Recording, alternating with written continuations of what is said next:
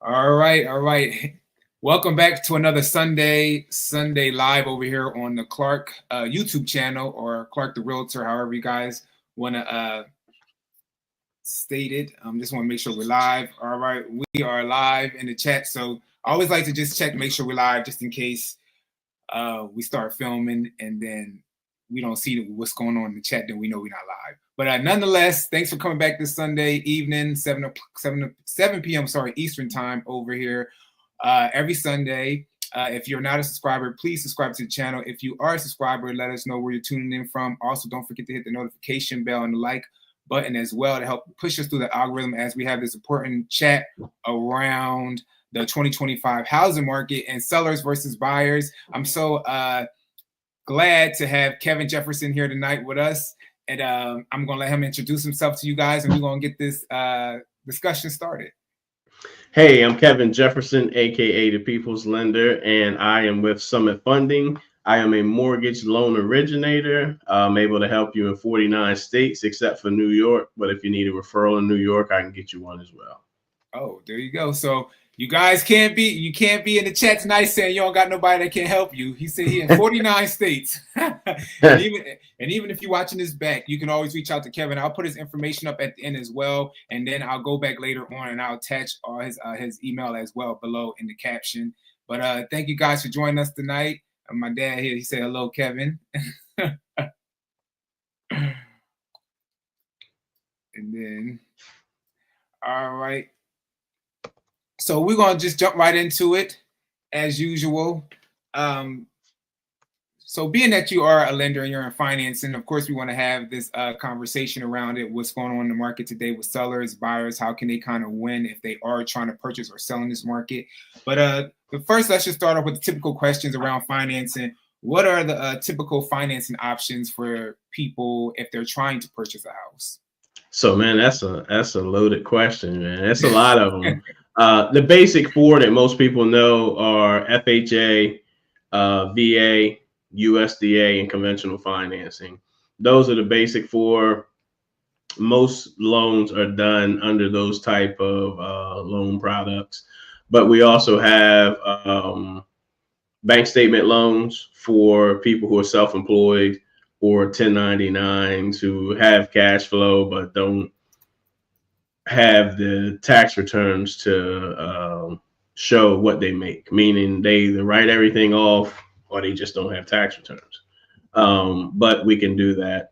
Of course, there's a higher down payment, higher interest rate for those, but it gets you in the house until you get your paperwork straight. Okay. So, hey, what's going on, Croy? What's going on, Croy? Corey West said, "Good to see you. How was your week?" My week is good. We got Kevin here, so it's even better. We have a wonderful lender here. He's great at what he does. He's been helping people for many years. What is it, like over 20-something plus years, Kevin? So November will be 21 years, man, which is crazy. But that's a combination of being a realtor when I first started in the business and then transitioning over to a mortgage lender. So realtor and mortgage, 21 years, man. Wow. And still going at it. So that obviously that means you're helping people the right way, because if not, you would be in and out. Yeah. Yep. Yeah. So some people still ask me this question because I guess back in the day, people felt like they couldn't finance a purchase if they didn't at least have 20% to put down. Is that true anymore in this type of market that we're in, or do you? Because I think that's the common myth that people think they need 20% in order to purchase a house nowadays. Right. So it is a common misconception, along with thinking that you need to have a 700 credit score. So where the 20% down come from was before there was really mortgage companies. You would go to your local bank to get financing. Banks are very conservative, so you can have 20% down. Let's rewind. 20% of $25,000 is $5,000. No, 20, yeah, $5,000, right? So you are looking at having that amount. So then when mortgages started increasing and they start stretching them over the course of 30 years, of course, mortgage companies come around and, change the game, so to say. So, most people think of 20% down payment, 700 credit score. Those things are great to have if you have them, but 20% of a $500,000 house is $100,000. Yeah. So it's totally different ball game, but you don't need 20% and you do not need a 700 credit score.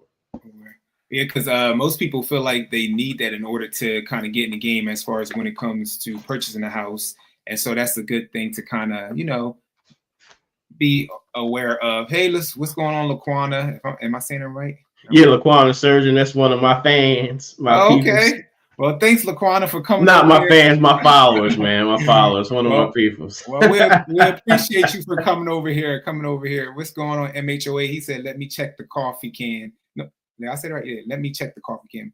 Hey, check every can. As long as you over here joining the conversation, we love that.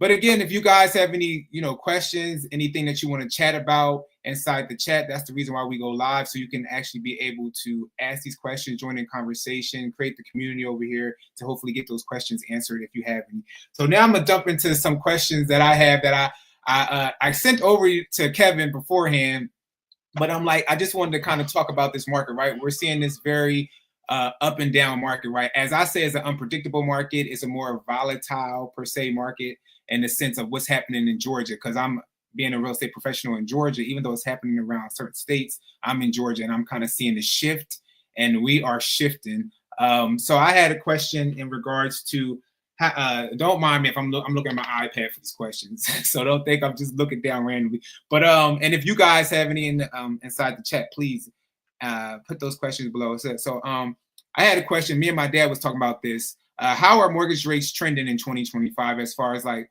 what's your outlook for the next 6 to 12 months in regards to the mortgage rates, the interest rates? I know people were hoping that it was going to be a cut from the feds and all these different things, but what are you kind of predicting or seeing?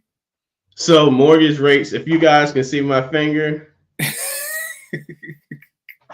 like it's crazy. They're ever changing, right? In terms of what do I see, I think we maintain the same uncertainty, right? So I know this is not a political channel. I don't get into politics on my channel, but I want to expound on something, right? Mm-hmm. So right now, the big thing is, okay, why isn't the Federal Reserve dropping interest rates? Mm-hmm. I want to educate you guys. So when the Federal Reserve drops interest rates, that doesn't have a direct effect on mortgage interest rates. We have either hedged ahead or we hedge after. The Federal Reserve dropping interest rates affects your student loan debt, car interest rates, credit cards, home equity lines of credit, those type of things. Mortgage interest rates are affected by the 10-year bonds. So if the 10-year bonds are trending upward, then meaning more people are securitizing it with bonds, we're going to see lower interest rates. Typically, that's off of the stock market not doing well because investors want to put their money somewhere, right? Mm-hmm. So the big thing is, hey, the Federal Reserve is not dropping rates. Inflation was higher when they dropped rates last year. Why isn't this guy dropping rates? And it's because he said he's hedging it because he's afraid of what the tariffs would do. Mm. Right? So on top of that, last year, the Federal Reserve dropped interest rates in September by a quarter.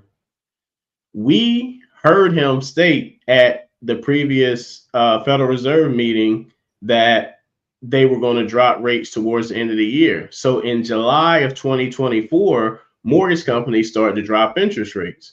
Well, when they dropped the interest rates in September of 2024, mortgage interest rates went up and stayed up until like January.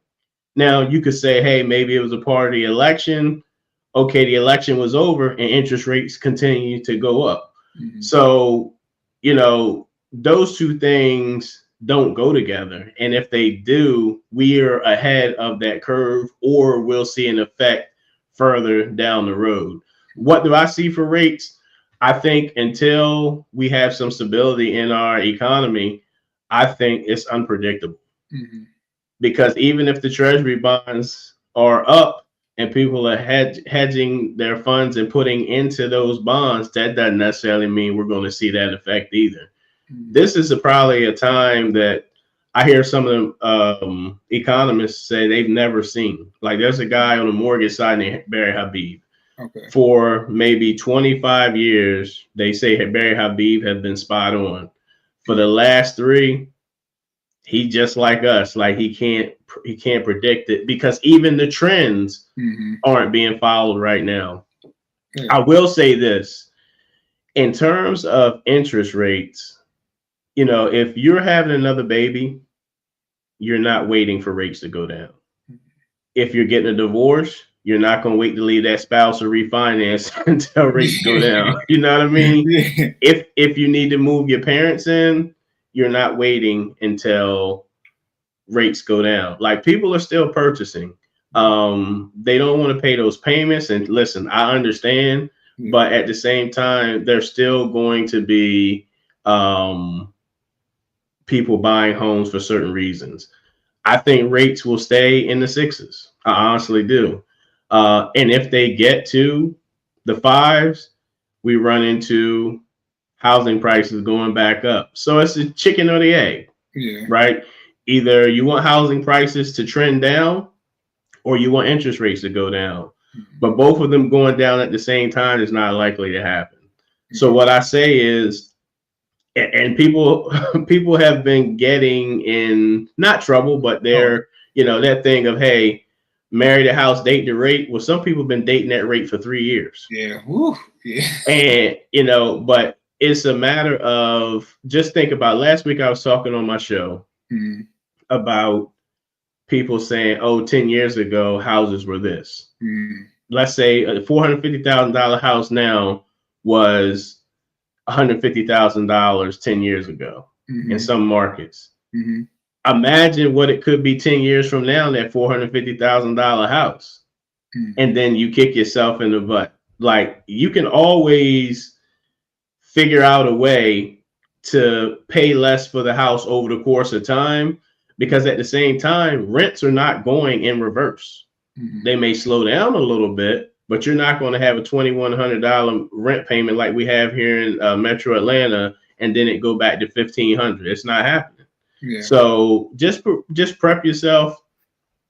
Rates are going to be what they are, and buy what you can afford. That's the biggest thing. Hopefully I wasn't too long-winded on that, man. No, that's okay. Hey, this is all about education. So that's the point of these lives and these videos that we put out over here. Let's see what my dad kind of said. He said, what's the difference in finance between a 15-year mortgage as compared to a 30-year mortgage, and if there's a difference in the down payment? There's actually no difference in the down payment. You know, on the FHA, VA, USDA conventional, the down payment requirement is still the same. The only difference is 2 things. Your payment is going to be higher on a shorter term. So 30 years is the furthest you can stretch out a primary residence mortgage. So that's going to be the lowest your payment will be. 15 years doesn't mean your payment will double, but it's going to be slightly higher. So 2 things, positive things from that. And I think that's why Dave Ramsey loves the 15-year mortgage. You're going to pay less interest over time, and then your interest rate is going to be lower because your period of time is lower. So if you qualify and you're willing to pay more for a shorter period of time, then that works. But the problem is people don't want the mortgage on a 30-year note, so they don't want the couple extra $300-400 on a 15-year note. But there is no down payment difference. People said they don't want no mortgage at all. No mortgage at all. Hey, what's going on, Lang? She said, hey, everybody, welcome, Kevin. Yeah. And then Impression Flows. Hello from the Jones Griffins. So this is my friend Jaron joining as well. And then my dad. So I'm like, we have questions, but we just going, you know, as questions come in live, we're going to answer them too. He said, what are the factors that will drop mortgage payments? So he's trying to say what factors might drop mortgage payments outside of, I guess we kind of already said it a little bit earlier, but I guess wondering what could possibly make them as far as mortgage payments. Of course, we know the prices of a house and interest rates, but I guess what factors? Right. The price of the house, the interest rate. So if there is an option of you having funds and you saying, hey, Kevin, which makes more sense? Should I put down a larger down payment or should I buy the rate down? Buying the rate down has a greater effect on the monthly mortgage payment, right? The other thing is two things that people are not blaming that's affecting mortgage payments: homeowners insurance and property taxes. Those two things, along with higher interest rates, along with higher home prices, are making the payments higher. So, really trying to get the best interest rate that you can, let me say this differently. Try and get the best insurance premium that you can get and make sure you get the right coverage. There's not really anything we can do about taxes, and getting a, decent interest rate. Cheapest isn't always best. And I know that might not make sense. You get what you pay for, right? I have people who leave me because we're not going to be the lowest, but we're going to provide excellent service and get things done in a timely fashion. You can have a conversation with me. Yeah. Sometimes you get, you go to Dollar Tree, you get Dollar Tree pillows. You go to the mattress firm, you get mattress firm pillows. You see what I'm saying? You go to Haverty's, you get back the better quality typically. So if you want something cheap, probably not going to be able to reach a loan officer on the weekend, not going to talk to the same person over and over. You're not going to get that level of service you want, but that works for some people. Yeah. But, in terms of those things, homeowners insurance, but also look at it from an investor's standpoint. Okay. You don't want, the problem is people don't want to live in an area that I think somebody posted on my page, a happening crime scene, right? But those are the areas that typically have the lower price homes. And from an investor standpoint, if you buy and you fix up the neighborhood and all of a sudden somebody else fixes up the house and then somebody else, then you're improving the neighborhood, you're improving the values. The problem is we want the best school district, the best neighborhood, the best town, and then we complain about the mortgage payment, the property taxes going up. So, I'm jokingly, I said, hey, if you see Karen jogging down your street, then things about to change. Somebody said she got Sparky with her, the same thing. So those things, just, I don't even know what's considered a low mortgage payment anymore. I've had people where I've quoted $1,500 and somebody's like, oh my God, that's high. I'm like, nowadays, that's low. What are you paying? But just be mindful. Interest rates, try to get the best homeowners insurance that you can get in terms of pricing, along with the coverage that you need. And then hope for at some point down the road, interest rates drop and you're in position to refinance. And like you said, most people are not willing to kind of move out into areas where it could be cheaper, right? I had a client that I dealt with in 2023 where she was originally trying to stay in Riverdale, that Clayton County area.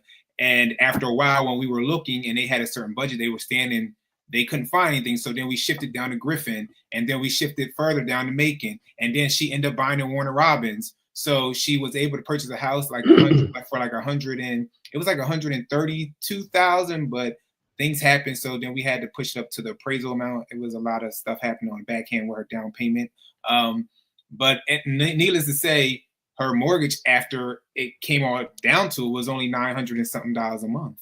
So it's like, but she was willing, her and her husband were willing to shift all the way down to Warner Robins, even though they want to be in the Metro Atlanta area, but they said, hey, we want to buy a house. So sometimes just to get your foot in the door, it was a good house, a good standing house, nothing, no complaints per se with the house, They just wanted to be within a certain reasonable amount. So you have to, if you do want to purchase a house, right? Because I know everybody doesn't want to be a home buyer, but if you do want to be a home buyer, you have to be willing to sometimes get out your HGTV lifestyle that we all love. And we know we love looking at the beautiful homes and the glitz and the glamour of it all, but we have to start somewhere and then build upon that. So, right. He said, MHOA said, and a faster growth in equity. I think that might be from what you were saying earlier. I'm like, we were talking. Hey, what's going on, David Matney and Omaha over there? What's going on, Dave? I know. He said, welcome, wagon basket included police tape in this neighborhood. So yeah, if you guys have any questions, don't be afraid to kind of tap in inside the live chat. Okay, so in regards to, so this is what I've been hearing some lenders also saying too. When I'm in the chat, have a conversation with lenders recently, they are saying that maybe some people should look into ARMs. So what do you kind of see happening right now? Because I'm hearing some lenders kind of talk about that. Do you still see people kind of just want to keep the 30-year fix, or do you see them kind of say, oh, well, let me play around with like a 5-year ARM and let me see what could possibly work as far as financing?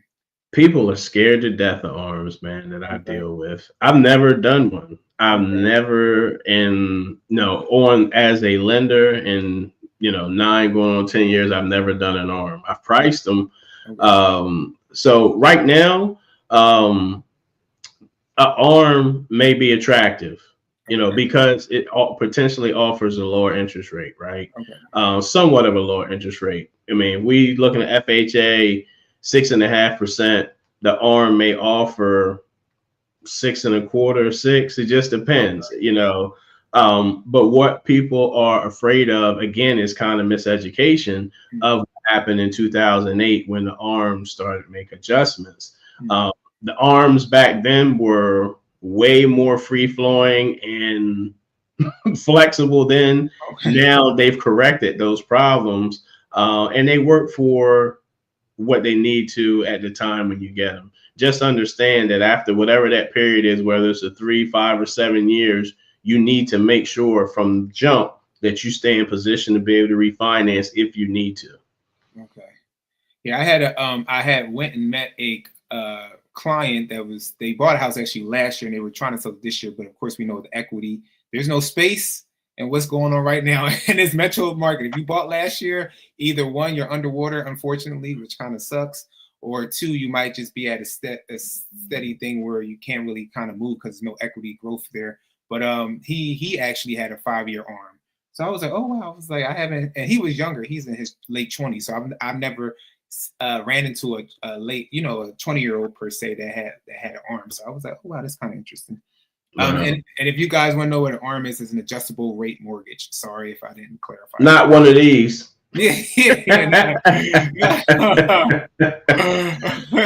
So you gotta give up an arm to get a mortgage? I'm like, all your limbs, David laughing. Corey West said, wow, thanks, Clark. That is my reality. I gave up on Seattle. Oh man. Well, hopefully don't give up too much. Don't give up too much. It still could be some possible hope, But like I said, in order to get in somewhere, it's okay to move a little out or move into certain areas. You might not see the potential of it right now, but just to be able to get yourself into a home, sometimes we got to do things that we might not like, or to kind of get to the next steps in life. Not nothing too crazy, not nothing bad, but things in the other sense. But anyway, when it comes back in as far as a buyer, so I'm kind of talking more on the buyer, and it says, is it better to lock in a rate now, or should people wait? Like, what happens if the rate drops, say tomorrow? I know some mortgage lenders will say they can offer floats and everything, but what do you feel? Do you feel like if somebody is currently looking right now as a buyer, do you think they should lock in the rate right away, or they should wait and then lock in like later on down the road? The problem with locking in right now is going to cost you as the consumer. Okay. So you'll have to pay for that up front. So it's tough. Okay. It's like playing Russian roulette. You gotta, if you lock in on Monday and rates drop on Wednesday, you're like, oh shoot, I want to try to get the rate for today. Most likely the mortgage company can't make that change. So I think, I mean, you just kind of play it because you want to make sure you have a house. And this is, so I want to make sure I shed light on some of the things that I say or that you hear a lender say. Every day that a lender has a loan locked, that lender pays for that. They pay for it. So if you never close, they can't recoup that money back from you. So that's why lenders have hard set rules of their, while people think, oh, you're the lender, you got all these millions of dollars. We lend millions of dollars, but we don't want to be in a deficit of costing, of giving away money when it's uncertain. Because you know as well as I do, Clark, that, you know, you might be working for somebody for 6 months. Oh yeah. So that's 6 months of somebody having their rate locked, and then they go to the new construction lender. Oh yeah. You know, or they say, I'm gonna go rent. You know what I mean? Or they got that, or they have to stay where they are because all of a sudden they no longer qualify. So there, you know, I would say just play it, you know, play it conservative and then lock as soon as you can. If rates go down, I can't imagine on Monday rates shooting up to 7, and I can't imagine it going down to 5. Okay. So like there's going to be a small adjustment, but you know how I solve that problem? The difference of the rate, pay one extra payment a year, and that takes away the interest. So the interest isn't a factor at that point if you do that. Yeah, I told people you can even go online and go to an amortization calculator, and you can see how much, if you pay monthly, yearly, or whatever, you can see how it can adjust, you know, your payment over time periods as far as lessen the years and get that interest kind of paid. You know, some people do it, some people don't. I always send that to all my clients after they kind of buy. I'll send them over an amortization calculator and say, hey, plug stuff in, see what works for you. If you can add extra payments onto your payment, money into your payment, it can help you kind of push that lifespan of that 30-year down to maybe a 23-year or whatever. But yeah, right. I've had those clients where I've been working with them for 1.5 years, 2 years, and then they turn around. I've had like 3 recently, and they all turn around and they end up renting. So yeah, it happens all the time. So I can understand the whole, like, the locking in stuff and not wanting to kind of take that risk. But so as far as a buyer, so like different options for buyers outside of that, do you as a lender, what do you suggest? Do you suggest, or do you offer like a rate buy down options, or like do you advise that right now to kind of buy the rate down, or you think that people should just go in at the normal rate and just kind of see where you know, the next couple of years take them as far as if they want to refinance the rate? Depends on the circumstance. So like I've had 2 clients who wanted to put down more than the normal 3.5% or 5%, right? 3%, 5.5%, 5%, right? And they say, hey, we've got X amount of dollars that we want to put into the deal. We want to put as a down payment. And what I did was I showed them what it looked like if they put it all down as a down payment. Okay. And then I showed them what it looked like as if they put the normal down payment down, then applied the rest to buying down the rate. So I show those 2 scenarios. So like if you're payment sensitive, again, like I said earlier, you know, buying down the rate, you know, but there's also, what people don't understand is there's a cost to buying down the rate, and there's also a limit.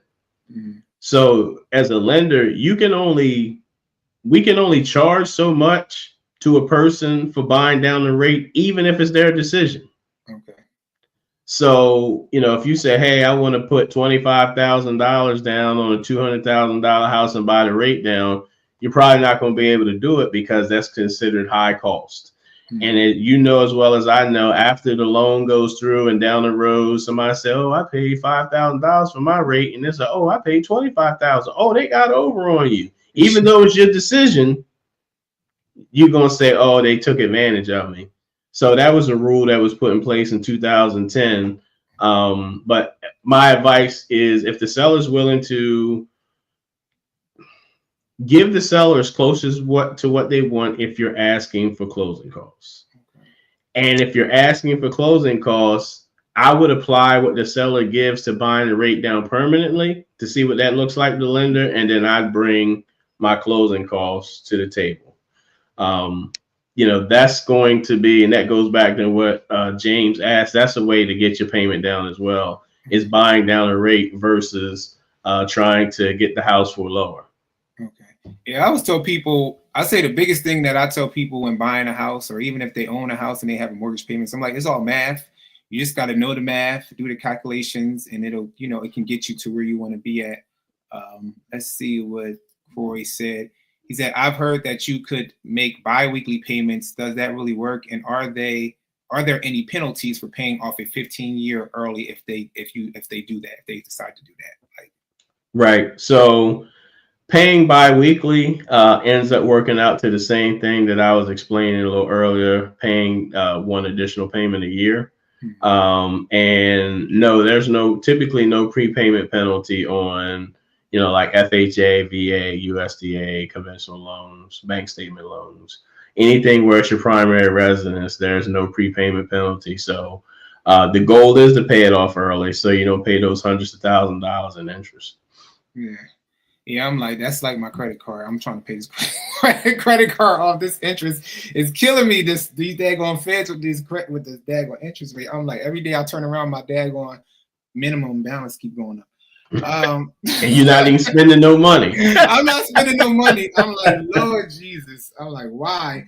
I'm like I made it my goal like last year and this year. Like I wanted to make sure I paid my car off. So because I knew we were going to hit this type of era with these interest rates. Just looking at stuff, because I look at, the Fed watch, I look at all these things, and I was like, okay, the interest rates, I feel like they're not going to move but so much. They're going to stay high, or they were going to climb. And I was like, I got to start paying off stuff that's kind of has like this interest that's compounding, so I don't get stuck with all this. But I wasn't able to pay these credit cards off yet. But nonetheless, when it comes to on the buyer end, again, when it comes to the diving into like the approval and qualification part of it, so given this current market, right, and the conditions that we're in, what's the best way for a person looking to purchase right now to kind of strengthen their pre-approval or approval status if they are trying to get a pre-approval for a house? Got you. That's a great question, man. I preach this all the time, bro. Have your documents together. Like, seriously. Oftentimes, because you get direct deposit, people don't know how to access their pay stubs. We need your pay stubs. No, sir, no, ma'am. We cannot take the screenshots. And when I say screenshots, we can't take you swiping right or left screenshots, and we can't take you taking a picture of the computer screen. You can't do that. We can't, we need your last 2 years of W-2s. Yes, somebody did your taxes, but they had to have your W-2s to do them. So figure out how to access your last 2 years of W-2s. At the time of this video, we need 2024 and 2023 W-2s, PDF form. Your most recent 2 months of bank statements, all pages, the account that has your direct deposit in it, as well as the account that has your cash that you're bringing for down payment and or closing costs. If you have a 401k, I need you to be able to access your 401k statement, because that could strengthen your pre-approval. I just had a young lady who had marginal scores, and she could not get approved. And then I said, hey, dude, I see on your pay stubs you get money from a 401k. How much do you have in there? And she said, well, not much. I was like, what's not much? She told me, she sent it over, approval, without changing anything else other than adding reserves. Most recent driver's license, unexpired, please. A copy of your social security card and or a copy of your passport. If you're self-employed, I need 1099s. If you receive 1099s, well, the lender receives 1099s, and a copy of your federal tax returns, all pages, all schedules. We don't need state. Those things right there are key in the pre-approval process. To strengthen your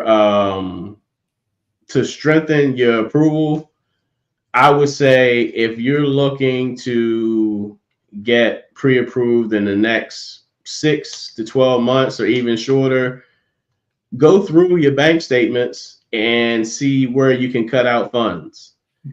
And listen, we know everything. We're going to find out everything. Not spending money on your credit card, but getting Klarna, Affirm, and all those other things, we see that in the bank statements.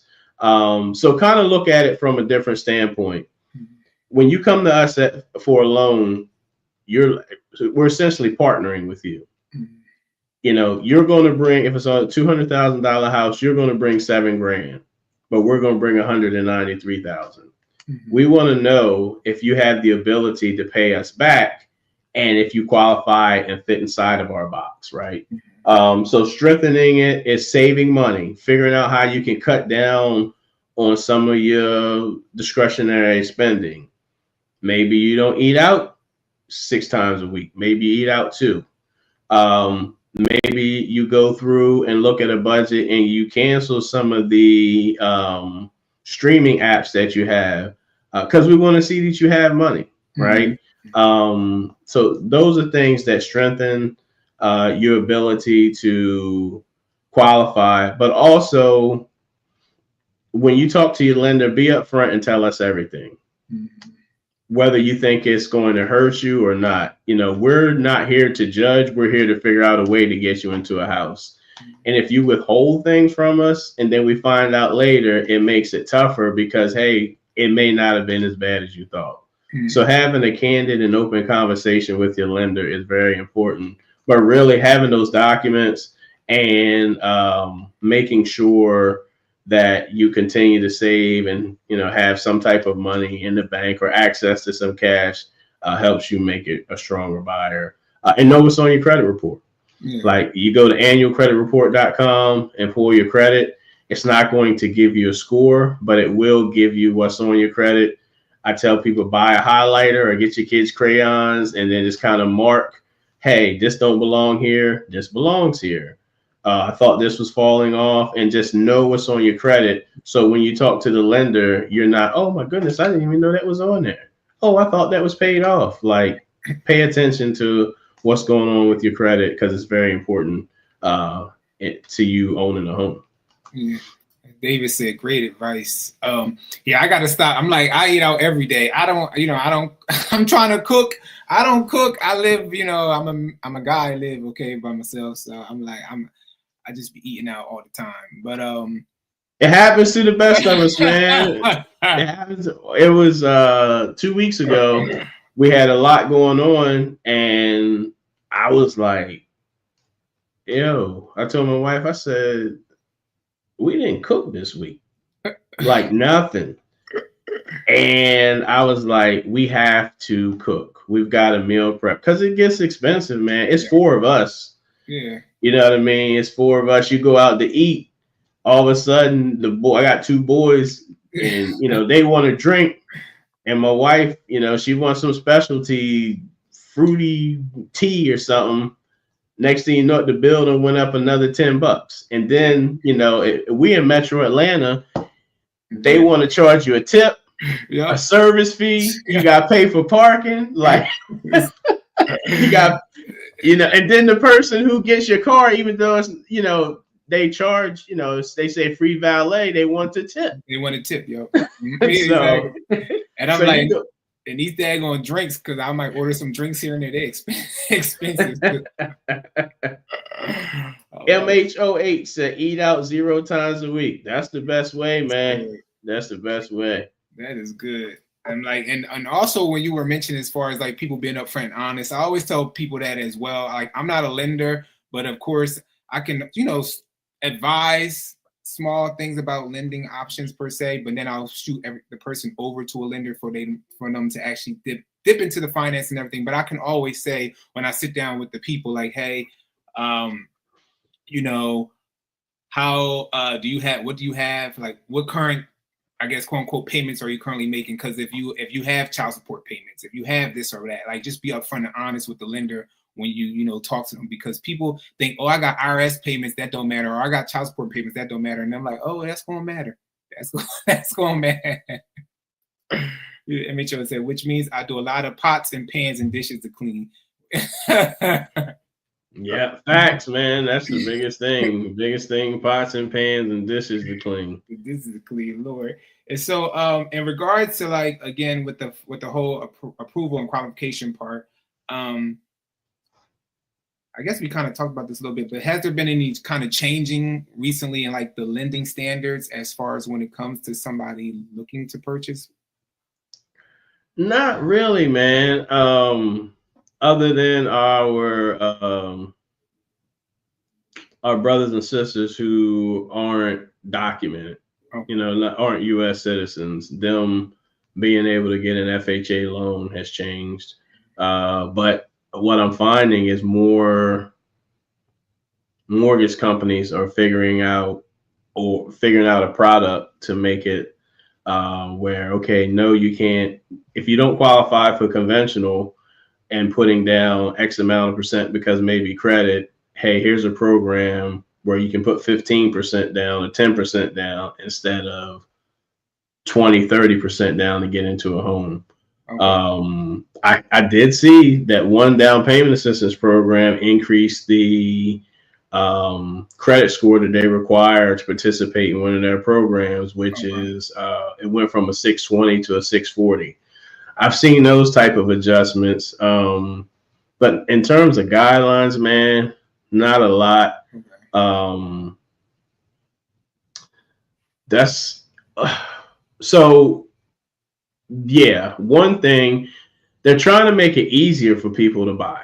Okay. So there's two different type of scoring models technically. There's FICO and there's Vantage. Okay. So Vantage, Credit Karma, Credit Sesame, what you see maybe on your Capital One, Navy Federal, whatever they give you, right? Not American Express, Bank of America. Okay.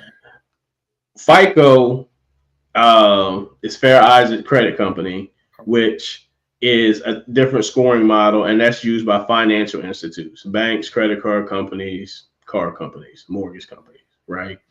And that score is typically lower than the Vantage credit score. They just passed where they're going to allow for them to use the Vantage 4 credit score. Mm-hmm. While they just passed it, mortgage companies have to make that adjustment. Okay. They were also talking about, hey, instead of going with the 3-score model, let's go with a 2-score model. But they nipped that in the bud once they approved the Vantage credit score. So at some point, there could be potentially more people who qualify because they have a higher Vantage score versus FICO. So that depends. But then what does that do? That takes us back into where we've got more buyers, less homes. So then there's bidding wars, and those things haven't changed. You know what I mean? Like interest rates aren't going to change because they change the credit score. Yeah. But it does put people in a different position to where they could potentially buy. But we'll see that. I'm thinking probably 6 months to a year down the road where it starts to take effect. Okay.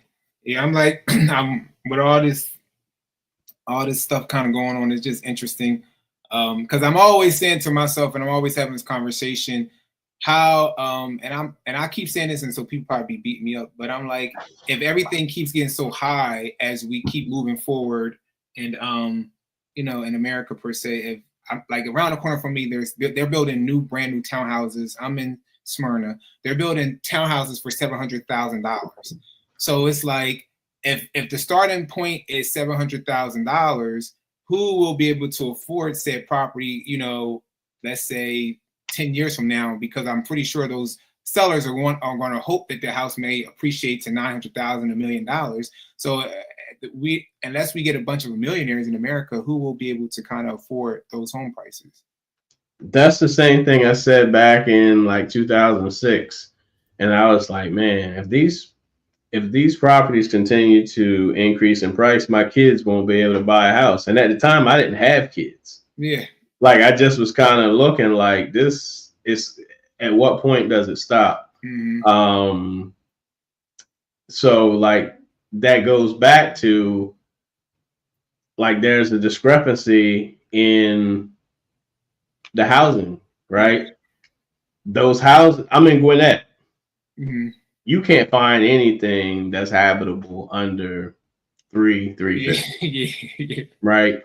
And I'm sure you see the same thing in Smyrna, right? I sure. The same thing in Smyrna. But we go to Macon, 350, you probably get a mansion. Yep. No exaggeration.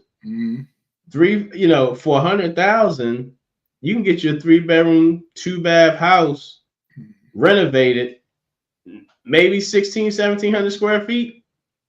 Yep. You see what I'm saying? But people don't want to live there because of whatever negative connotation comes with living in Macon, right? Yeah. So it's a matter of, the houses in my community get more expensive because everybody wants to be in the Gwinnett County School District, Mill Creek School District. You see what I'm saying? Like locality. So like those are going to inflate. At some point, you're going to have to move to Macon. Yep. Yeah, that's true. You've got to. You're going to have to move to Macon in the outskirts.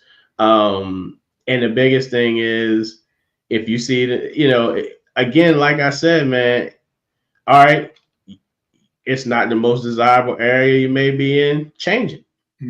Why don't you come in and change it? I'm not saying having the meat wagon out there, as MHOH said, or whatever they call it, and the tape. But at the same time, like you can make some changes in those areas. Here we've got a lot of, in the United States, there are 15 million vacant homes. That is enough for, if I'm not mistaken, each homeless person to live in. Problem is they're tied up in some sort of litigation, or they owe tax liens, or there was no estate and they can't find Uncle Jojo, or Uncle Jojo don't want to sell his part, but he won't cut the grass and won't pay on the taxes.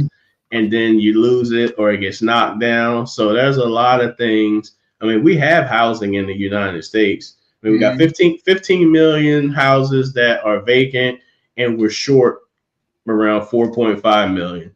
That's all the problem. Yeah, it's a lot of. We were just having this conversation on was it Tuesday? I was talking to a young lady that I had on the live, Whitney. I'm hoping I'm saying her name right. Is Lee Knox or Knox Lee? She's a probate attorney, and we were talking about the I think they call them Blake houses or something like that, where they're caught up in like probate, and it's just so much going on. So yeah, it's a lot of kind of houses stuck in, like you said, in that red tape and those fine lines between those different legal entities. It's MHOA says 700,000 plus HOA hassles. Yes, there's going to be an HOA over there too. My dad said between the mortgage lenders, such Fannie Mae, banks, FHA, etc., which are easier to work with? So FHA is an arm of HUD. Fannie Mae is a quasi-government entity that buys the mortgages. So they have guidelines in which they adhere to. They're the same. Fannie Mae typically does conventional, Fannie and Freddie, they typically do conventional financing. FHA does, of course, FHA financing, which is backed by HUD. I think that because of the shift in 2006 to 8, and then all of a sudden the market crashing in 8 until 2012, 13, FHA made a lot of overcorrections. So if you say who's easy to work with, they're both easy to work with. I just think that on certain things, FHA is more stringent. Fannie's a little bit more lenient, but they have a higher credit score requirement. and better credit profile. So they both have their nuances. FHA's lean on credit, Freddie's hard on credit. Freddie's lean on certain things in terms of maybe income or job stability. FHA is a little harder. So you kind of pick and choose. FHA is probably easier to qualify for. If you got a credit ding, if you got a low credit score, you don't have a lot of money, but it's not a bad program, you know. So the challenge is you. Okay. If you qualify for one or the other. For one or the other. Yep. And I didn't mean you, Mr. James. I'm talking about you as a person. I don't want you coming after me, man. People like MHO said, so he said hard to make any changes without the support of the city. Sometimes it could be, well, I know I'm not, like I said, I know Atlanta kind of gets a rep about as far as like the making changes over there. Like I have a colleague of mine right now, like she's building. And she's building in a historical district. And I'm actually going to take some video footage of her building stuff. She said I could come along with her building her house over there. But I know she's been caught up in a lot of things just around like, it could be, and I know his MHOA changes might be in a different way, but I'm even talking about like in a permitting thing, all those type of building, you know, requirements per se can create a lot of stifling type of situations where you could, you know, it can kind of hinder you or hurt you as far as someone looking to, even if you're trying to build a house. So I'm gonna skip over to home sellers because I know we ain't got that much time left for some questions about home sellers because what would you say? Okay, so right now in this market, like we know, especially in Georgia, right? Well, as far as what I'm seeing, we're seeing that houses are sitting longer. We're seeing more inventory kind of popping on the market, and the days as far as taking to get someone under contract to closing is longer. Do you have any suggestions for home sellers, like what they could possibly offer lending wise to a buyer? And whether it be adjusting the price, whether it be giving those closing costs, like what type of suggestions would you say could possibly help them strategic wise to put them in a better light as far as trying to lure those buyers in? Buyers in. So yeah, maybe potentially offer some sort of closing costs to the buyer. So that they can, you know, have the funds required to get to purchase your home, right? Be flexible. So if you're a seller, so if you're overpriced, then that's a different story, right? If you're overpriced, make the price adjustment to where you're in market pricing. Because you think that your house is worth $500,000, if the market says it's worth $450,000, you're going to be on the market for a while, and then you're going to be upset with your real estate professional when most likely they said, hey, $450,000, right? If it is $450,000 and it's still not moving, that doesn't necessarily mean it's overpriced. It's not at a price where someone wants to buy it, depending upon their area. And if that's the case, okay, if you stand firm on that $450,000 price range, say, hey, I'm willing to contribute X amount of dollars for either closing costs or to buy down your rate. That's attractive, right? Potentially partner with a lender who can offer some sort of credit. And that's what I've been doing with a couple of listing agents, offering some sort of credit to buyers who come through me to buy their particular house. And the other thing is, it's a component of, okay, these buyers telling me they need $10,000. If I give them $10,000 to buy my house, that helps solve my problem. But also remember, obviously, you're probably going to be a buyer as well. Just make sure your realtor negotiates where you can get some sort of money for closing costs, even though you have it, ask for it, because in this market, it's shifting to a buyer's market. So you can get a little bit more of what you need from the seller within reason. And I agree with you as far as that, as far as make sure you price your house. My dad said, appreciate the information. Make sure you price your house right in this market. You don't want to overprice your house because then you'll be chasing the market. And then by the time you adjust down, if other houses in your area already started adjusting down, now you above what they are selling for. So if it's 5 houses in the area and you're at the top of the market because you want to price higher, but you know you're overvalued, and then you decide to adjust down, and then those 4 other houses already adjusted down $10,000 to $20,000. Now you're kind of chasing it down, like you're going down. And then also, like you said too, I think some home sellers, it's okay to offer closing costs. Like I've been seeing people offering closing costs of like $20,000, $25,000, $30,000 if it fits within like their loan per se, the parameters. But I've been seeing that when I go on the MLS, because every day I check the MLS just to be nosy. I look at like everybody, what they doing, like subdivisions I sold in, people that I help buy in. Like I'm all in everybody's business. So I ain't got no life. I ain't got no other half. I ain't got no kids. I ain't got nothing. So I got enough time to be in everybody's business. So that's my problem. So like every agent in my office always comes to me and they call me because they know I ain't got no life. I just be in real estate all day long. When it comes to, so let's say like a financial strategy per se, because I've been seeing this as far as some people online been saying this as far as investors and all these things. Do you consider people do like the seller financing or like the lease to own type of situation? Because I've been hearing people talk about that. And so what do you kind of say around that type of creative financing per se? If it's for your primary residence, I would go against doing a lease purchase or lease rent to own. The reason why I say that is because you're still at the mercy of the seller. If the seller stopped paying their mortgage and you think you're buying and they lose it, you lost your money, right?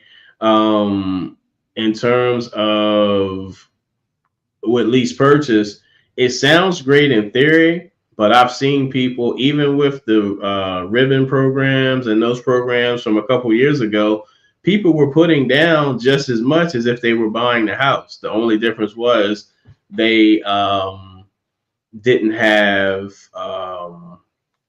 the credit, right? So like if you are in a situation where your credit is the issue, potentially go ahead and continue to rent, stay where you are, get with the lender that can give you a game plan, and use that extra money that you were going to put down to fix your credit. Not necessarily credit repair. And please, please, please, please, please do not go to one of these debt consolidation companies because they will tank your credit. What they do is they tell you, hey, hold off on paying these payments until we negotiate with the bank. 2 months go by, you miss the payments. Oh, see, she's 2 months late. They can't afford to make these payments. We need to do a debt consolidation. Cool. Instead of $1,500 a month, you paying $750, but you can't buy a house now. So, having a game plan on how to fix your credit, using funds to, rebuild your credit. And when I say talk to a lender, please talk to a lender, because sometimes I find people have paid off bills that doesn't help increase their score and you can't get that money back. So just make sure you get with a lender that provides you with a game plan and that's knowledgeable. Get with a knowledgeable real estate agent who has the ability to help you negotiate in this market and knows the market. And that real estate agent is viable. Some people say, oh, well, I'll go to the listing agent and save some money. No, you won't. No, you won't. They're going to get both sides and you won't have representation. So that's whether you go to new construction or to the seller's agent. So just make sure you have a good team. But in terms of creative financing, I'd stay away from that, man. I've seen too many things go the opposite direction. And they don't necessarily mean to do it on purpose. You think about it. If it's between my home or an investment property, I'm probably going to let the investment property go before I let my house go. Yeah, that's true. Yeah, that's true. And I agree with you in regards to that. I think people need to not be scared to talk to a lender or a real estate agent. I feel like everybody's got caught up in this whole thing like, oh my God, they're going to sell me. Like once I call them, they're going to be calling me every week, every day, every month. And it's like, no, sometimes you want to talk to these people so you can get great information to help assist you down the line, whether it be a year or two later on. And just had a conversation with the real estate agent. Like I had one person that talked to me, said, I'm not looking to sell right now. I probably won't sell till next year. So if you don't mind bombarding me with a lot of calls, I'm like, no problem. I'm just here to be a resource to you. If you have any information, you can always reach out to me. I said, but I'll check in with you quarterly just to see how you're doing, just to make sure you're alive too, you know? But I'm Right. like, you know, but I think people have got scared of like the whole feeling like they're being sold to. And I'm like, no, if you get with the right lender, the right realtor, we're really trying to provide you with education, with resources to make sure you're ready down the line when you go to buy or sell, you know? Right. And then I guess this will be the last question because I don't want to keep it too long. He said, do you get many investors applying for mortgages? We do get investors applying for mortgages, whether it is for a rental, where they are looking to acquire a rental. There's something called a DSCR, debt service coverage ratio loan. It's where an investor puts down 20%, typically has 6 to 12 months reserves, and they bring the closing costs to acquire a property. That property is based off of the cash flow of that property. But investors are applying for financing.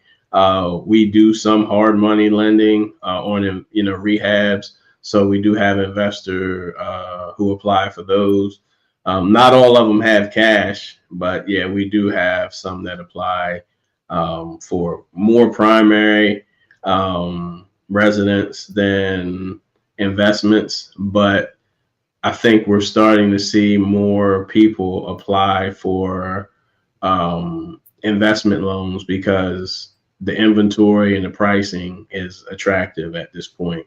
And one more thing, investors, we're starting to see an uptick in investors or people who are looking to become investors apply for home equity lines of credit so they can invest in more properties.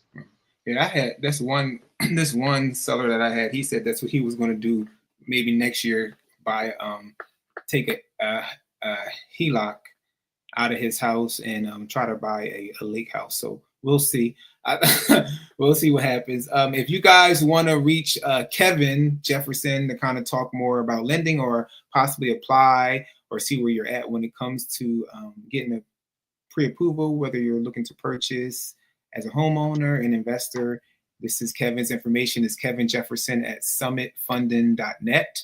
So don't be scared to reach out, even if you guys just need a plan. Like he said he can, put you on a plan, advise you correctly. Again, don't be scared to reach out to professionals. I feel like everybody just kind of counts on TikTok and Instagram with these short little skits, and they like, oh, this is my education. It's like I always tell people, because real estate is local to where you live at, somebody that might be saying stuff that work for them in Minnesota might not work for you in Georgia. So it's good to talk to somebody that works in those particular markets. So don't be scared to just have those conversations, guys. Right. And then also I'm going to put Kevin.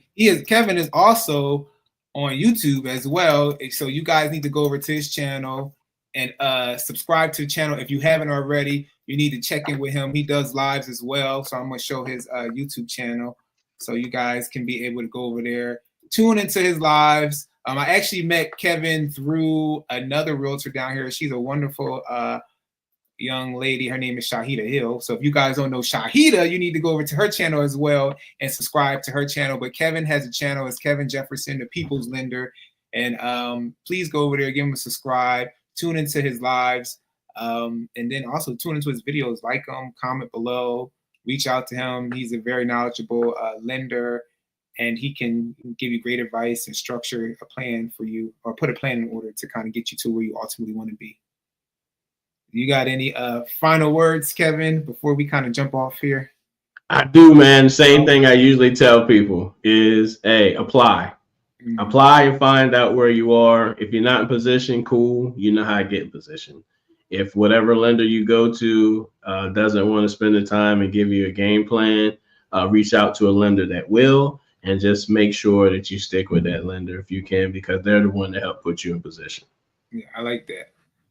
So yes, so you guys don't forget to head over there, subscribe to Kevin's channel. This is his email to reach out. And he said, Kevin, there he is, no problem. Thank you for listening.